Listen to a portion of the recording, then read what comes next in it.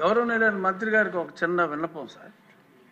ఏంటంటే రీసెంట్గా కేరళలో ఒక మంచి పాలసీతో వచ్చారండి. మీరు చేయి దింపండి, చూశాను మిమ్మల్ని.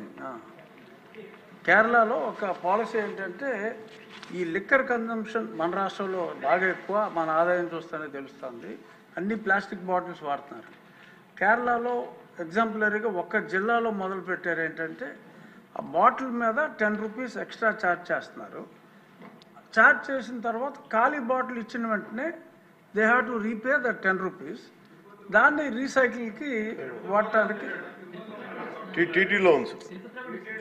ఆయన అనేది ఈ బ్రాండీ బాటిల్స్ కూడా అప్లై చేయమని. బ్రాండీ బాటిల్స్కి ప్లాస్టిక్ కన్జంప్షన్ ఎక్కువగా ఉంది, ఎక్కడ పడితే అక్కడ పడేస్తున్నారు. కాబట్టి హ్యూజ్ కన్జంప్షను ఒక దగ్గర కలెక్ట్ అవుతుంది.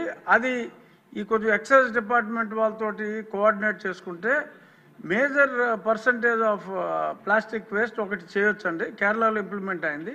ఇంకొకటి ఏంటంటే ఈ సింగిల్ యూజ్ ప్లాస్టిక్స్ ఈ నిషేధానికి మీరు మీలాంటి హీరోస్ తోటి అడ్వర్టైజ్మెంట్ చేయాలి అంటే కొన్ని కోట్లు అవుతుంది.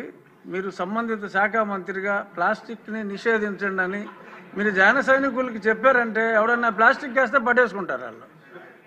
ఆ మధ్యన గోతులు ఎలా కప్పెట్టారో కొన్ని సంవత్సరాల క్రితం రోడ్లు మీరు బాగు చేయమని పిలిపించినప్పుడు ప్లాస్టిక్ని ఆపండి అని మీరు ఒక్క పిలుపు ఎలా ఇస్తే ఎలా అంతే, ఇంకా అది ఆగిపోతుంది.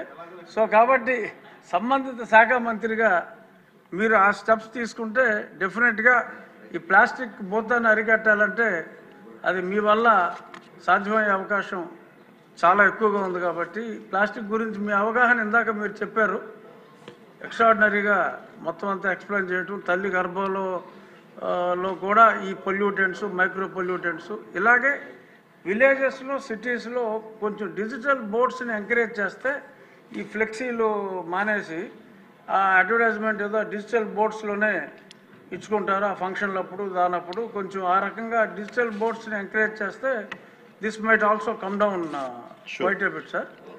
ఇది నా రిక్వెస్ట్ తమరికి.